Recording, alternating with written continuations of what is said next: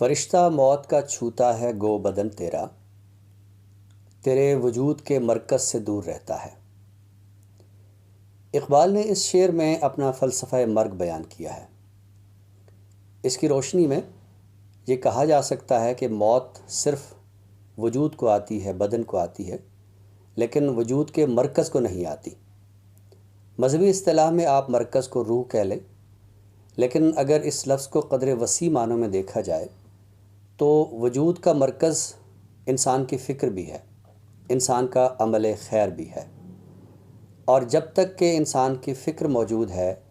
اس کے عمل خیر کا تسلسل کسی بھی صورت میں موجود ہے، تو اسے موت نہیں واقع ہوئی بلکہ وہ زندہ ہے۔ اقبال کی شاعری کو دیکھا جائے تو اقبال کی بعض منظومات کا جو تخلیقی تناظر ہے وہ بعض مزارات ہیں۔ آپ مختلف مواقع پر مختلف ممالک کے دوروں میں مختلف شہروں میں جا کر آپ نے مختلف ہستیوں کے مزارات پہ حاضری دی، اور جیسے کہ ہم کسی بھی مزار پہ جاتے ہیں تو فاتحہ خوانی کرتے ہیں، اقبال نے فاتحہ خوانی کے ساتھ ساتھ اس شخصیت کی فکر اور اس کے عمل خیر سے متاثر ہو کر ان کو خراج کی تحسین بھی پیش کیا ہے، اور اپنی منظومات میں ان کی فکر کا تسلسل بھی ظاہر کیا ہے۔ اس سلسلے میں قابل ذکر بات یہ ہے کہ اقبال جب یورپ جانے لگے تو کچھ وقت کے لیے وہ دلی رکے۔ ویسے تو دلی جانے کا اتفاق اقبال کو کئی بار ہوا، لیکن یورپ جانے سے پہلے جو دلی کا دورہ ہے یا دلی میں قیام ہے، اس کا یہ وصف ہے کہ اقبال نے حضرت خواجہ نظام الدین اولیاء، مرزا اسد اللہ خان غالب، ہمایوں اور دارا شکوہ کے مزارات پہ حاضری دی۔ محبوب الہی حضرت خواجہ نظام الدین اولیاء کے مزار پر حاضری کی داستان یہ ہے کہ آپ کے ساتھ خواجہ حسن نظامی اور میر نیرنگ بھی تھے، اور جب آپ وہاں داخل ہوئے تو ایک قوالی جاری تھی کہ ہند کا داتا ہے تو، تیرا بڑا دربار ہے۔ اس ساری فضا سے اقبال بہت متاثر ہوئے، اور اقبال نے اس کی ایک تصویر کشی یوں کی ہے۔ لکھتے ہیں، اللہ اللہ حضرت محبوب الہی کا مزار بھی عجیب جگہ ہے، بس یہ سمجھ لیجئے کہ دہلی کی پرانی سوسائٹی حضرت کے قدموں میں مدفون ہے۔ مولوی انشاءاللہ خان ایڈیٹر وطن کے نام یہ کچھ سطور تھیں، اور اقبال نے اس کیفیت کا عکس ان نثری جملوں میں بیان کیا ہے، لیکن ان کی اس کیفیت کا صحیح معنوں میں عکس ان کی اس نظم میں نظر آتا ہے جو آپ نے حضرت محبوب الہی کے لیے تخلیق کی۔ فرشتے پڑھتے ہیں جس کو وہ نام ہے تیرا، بڑی جناب تیری فیض عام ہے تیرا، ستارے عشق کے تیری کشش سے ہیں قائم، نظام مہر کی صورت نظام ہے تیرا، تیری لحد کی زیارت ہے زندگی دل کی، مسیح و خضر سے اونچا مقام ہے تیرا، نہا ہے تیری محبت میں رنگ محبوبی، بڑی ہے شان بڑا احترام ہے تیرا، اگر سیاہ دلم داغے لالا زارے توام، وگر کشادہ جبینیم گل بہارے توام۔ حضرت خواجہ نظام الدین اولیاء کے مزار کے بعد آپ مرزا اسد اللہ خان غالب کے مزار پر گئے۔ غالب کے اقبال بہت زیادہ مداح تھے، اور جب آپ ان کے مزار پر پہنچے تو وہاں ایک لڑکا ولایت نام کا تھا جو غالب کی غزلیں گاتا تھا۔ یہاں جب اقبال پہنچتے ہیں تو دل سے تیری نگاہ جگر تک اتر گئی، یہ غزل ولایت نامی اس لڑکے نے سنائی۔ اقبال ایک خط میں لکھتے ہیں کہ جب اس نے اس غزل کا یہ شعر پڑھا کہ وہ بادئے شبانہ کی سرمستیاں کہاں، اٹھیے بسب کے لذت خواب سحر گئی، تو وہ لکھتے ہیں کہ مجھ سے ضبط نہ ہو سکا، آنکھیں پرنم ہو گئیں، اور بے اختیار لوح مزار کو بوسہ دے کر اس حسرت کدا سے رخصت ہوا۔ فکر انسان پر تیری ہستی سے یہ روشن ہوا، ہے پرے مرغے تخیل کی رسائی تا کجا، تھا سراپا روح تو بزم سخن پیکر تیرا، زیب محفل بھی رہا محفل سے پنہاں بھی رہا،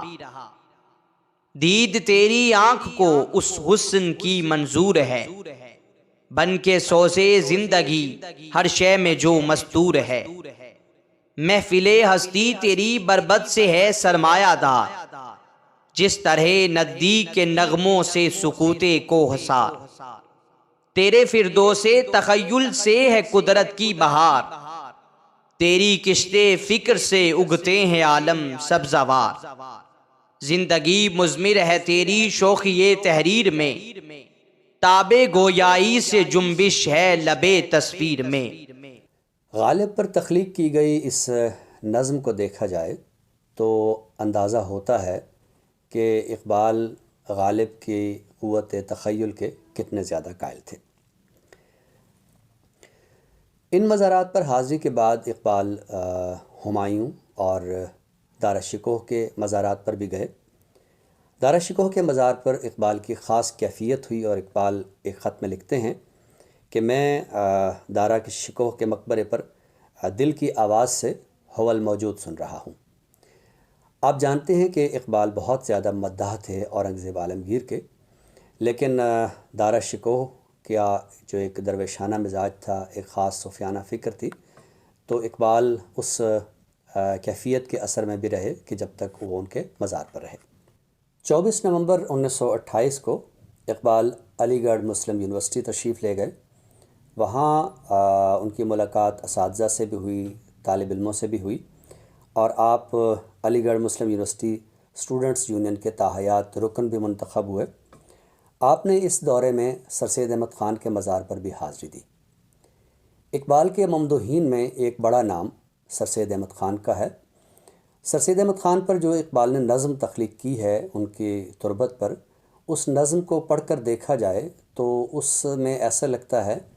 کہ جیسے انہوں نے یہ نظم سر سید کو کردار بنا کر تخلیق کی ہے، یعنی اس میں سر سید اپنے تعلیمی افکار پیش کر رہے ہیں، اپنی قوم کو فرقہ پرستی سے گریز کا سبق دے رہے ہیں۔ یہ نظم اگر دیکھی جائے تو نہایت ہی فکر انگیز نظم ہے۔ مدعا تیرا اگر دنیا میں ہے تعلیم دین، ترک دنیا قوم کو اپنی نہ سکھلانا کہیں، وا نہ کرنا فرقہ بندی کے لیے اپنی زباں،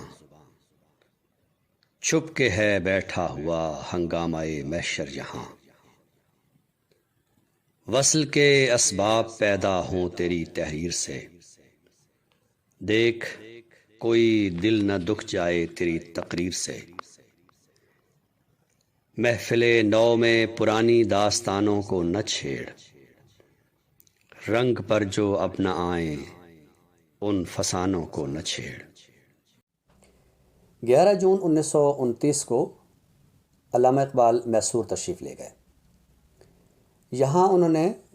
ٹیپو سلطان کے مزار پر حاضری دی۔ ٹیپو سلطان کے مزار پر ان کے ساتھ میسور کے درباری گائک علی جان بھی تھے۔ آپ جب مزار کے احاطے میں داخل ہوئے تو آپ نے قرآن حکیم کی وہ آیت کریمہ تلاوت کی کہ جس کا ترجمہ ہے، جو اللہ کی راہ میں شہید ہو گئے ان کو مردہ مت کہو، وہ زندہ ہیں مگر تمہیں ان کے زندہ ہونے کا شعور نہیں ہے۔ اقبال کافی دیر وہاں رہے اور وہاں علی جان نے قوالی جب گائی تو اقبال پر ایک خاص کیفیت طاری ہوئی اور اقبال زار و قطار روئے۔ اقبال کی یہ کیفیت دیکھ کر وہ قوال کچھ دیر کے لیے چپ ہو گیا تو اقبال نے اسے کہا کہ آپ کیوں خاموش ہو گئے، آپ گاتے رہیں۔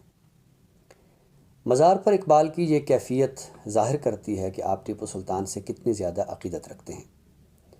اقبال کی ایک نظم سلطان ٹیپو کی وصیت ان کے مجموعہ کلام ضرب کلیم میں شامل ہے، جس کے معروف شعر ہیں: تو رہنورد شوق ہے منزل نہ کر قبول، لیلا بھی ہم نشیں ہو تو محمل نہ کر قبول، باطل دوئی پسند ہے حق لا شریک ہے، شرکت میانہ حق و باطل نہ کر قبول۔ جنوری 1933 میں اقبال فرانس تشریف لے گئے وہاں آپ پیرس میں ممتاز فرانسیسی رہنما نپولین کے مزار پر بھی گئے۔ اس مزار کی زیارت کے دوران آپ کے ساتھ سردار امراؤ سنگھ مجیٹھا اور سید امجد علی بھی تھے۔ اقبال کے دوستوں میں بہت کم لوگوں کو یہ اندازہ ہے کہ ان کے ایک بہت اچھے دوست سردار امراؤ سنگھ مجیٹھا تھے، جو فرانس میں منتقل ہو گئے تھے۔ اقبال کے ساتھ ان کی بہت ساری دوستی تھی اور اقبال کی بعض نظموں کے انہوں نے ترجمے بھی کیے تھے۔ نپولین کے مزار کے بعد سید امجد علی لکھتے ہیں کہ ہمارا خیال تھا کہ اقبال شاید بہت زیادہ پرجوش ہوں گے اس مزار کو دیکھ کر، لیکن جب وہ مزار سے باہر آئے تو ان کے چہرے پر کوئی خاص کیفیت نہ تھی، اور اس پر ہمیں بڑی حیرت ہوئی۔ اس وقت اقبال کے چہرے پر کوئی کیفیت تو نہ تھی، لیکن اقبال نے ایک نظم نپولین کے مزار پر تخلیق کی۔ اس نظم کو دیکھا جائے تو اقبال کی اس خاموشی کا معنی قدرے کھلتا ہے۔ اس نظم میں بنیادی بات اقبال نے جوش کردار اور جذبہ اور ولولہ اور ہنگامہ اس کی بات کی ہے، اور یہ کہا ہے کہ یہ زندگی بنیادی طور پر اس ولولے کا نام ہے جو انسان کے اندر بیدار ہوتا ہے، لیکن اس کا کیا کیا جائے کہ یہ ولولہ یک نفس دو نفس کا ہوتا ہے۔ انسانی زندگی بہرحال محدود ہے، ایک وقت آتا ہے کہ وہ سارا ہنگامہ، وہ سارا جوش و جذبہ وہ قبر کی نظر ہو جاتا ہے۔ راز ہے تقدیر جہان تگ و تاز، جوش کردار سے کھل جاتے ہیں تقدیر کے راز، جوش کردار سے شمشیر سکندر کا طلوع، کوہ الوند ہوا جس کی حرارت سے گداز، جوش کردار سے تیمور کا سیل ہمگیر، سیل کے سامنے کیا شے ہے نشیب اور فراز، صف جنگاہ میں مردان خدا کی تکبیر، جوش کردار سے بنتی ہے خدا کی آواز، ہے مگر فرصت کردار نفس یا دو نفس، عوض یک دو نفس قبر کی شبہائے دراز، عاقبت منزل ما وادی خاموشاں است، حالیہ غلغلہ در گنبد افلاک انداز۔ 23 اکتوبر 1933 تا 3 نومبر 1933 اقبال نے اس وقت کے والی افغانستان نادر شاہ کی دعوت پر افغانستان کا دورہ کیا۔ اس دورے میں جہاں اقبال نے مختلف تقریبات میں شرکت کی، مختلف شخصیات سے ملے، وہاں وہ افغانستان میں مدفون عظیم ہستیوں کے مزارات پر بھی گئے۔ ان ہستیوں میں محمود غزنوی، حکیم ثنائی غزنوی، احمد شاہ ابدالی اور داتا گنج بخش کے والد گرامی سید عثمان جلابی کا مزار شامل ہے۔ حکیم ثنائی غزنوی رحمۃ اللہ علیہ فارسی کے ممتاز شاعر تھے اور بہت بڑے صوفی بزرگ بھی تھے۔ حضرت حکیم ثنائی غزنوی کے مزار کی زیارت کے سلسلے میں سید سلیمان ندوی، جو کہ اقبال کے ساتھ افغانستان تشریف لے گئے تھے، وہ اپنی کتاب سیر افغانستان میں لکھتے ہیں، حکیم و شاعر اقبال کو حکیم شاعر ثنائی کا مزار دیکھنے کا سب سے زیادہ اشتیاق تھا۔ مہمان خانے سے نکل کر پیادہ ہم حکیم موصوف کے مزار کی طرف چلے۔ یہ مزار موجودہ آبادی کے پیچھے کی طرف آبادی سے ہٹ کر عام مسلمانوں کے گورے غریبہ میں واقع ہے۔ عام شاہراہ کی سڑک چھوڑ کر ایک فرلانگ تک دوسرا راستہ گیا ہے۔ مقبرے سے باہر چند پتھریلی قبریں ہیں جن میں بعض متاخر زمانے کے کتبے لگے ہیں۔ ایک قبر کے کتبے پر لکھا ہے کہ یہ قبر حکیم ثنائی کے خادم خاص کی قبر ہے۔ اس کے بعد خود حکیم کے مزار کی عمارت ہے، اوپر گنبد ہے، نیچے پختہ قبر ہے۔ مزار کے اندر جانے کے لیے صرف ایک چھوٹا سا دروازہ ہے۔ قبر پختہ ہے اور اس کے اوپر پتھر ہے جس میں بخط عربی حکیم ممدوح کی تاریخ وفات منقوش ہے۔ حکیم ثناء غزنوی کے سلسلے میں یہ بات قابل ذکر ہے کہ اگر ہم بال جبریل کا حصہ دوم دیکھیں تو اس میں اقبال کا ایک خاص سلسلہ غزلیات ہے، اور اس سے پہلے اقبال نے حضرت حکیم ثناء غزنوی کے انداز میں، ان کے طرز میں کچھ اشعار تخلیق کیے ہیں۔ یہاں میں 3 اشعار ان میں سے آپ کی نظر کرتا ہوں۔ سما سکتا نہیں پہنائے فطرت میں میرا سودا، غلط تھا اے جنوں شاید تیرا اندازہ صحرا، خودی سے اس طلسم رنگ و بو کو توڑ سکتے ہیں،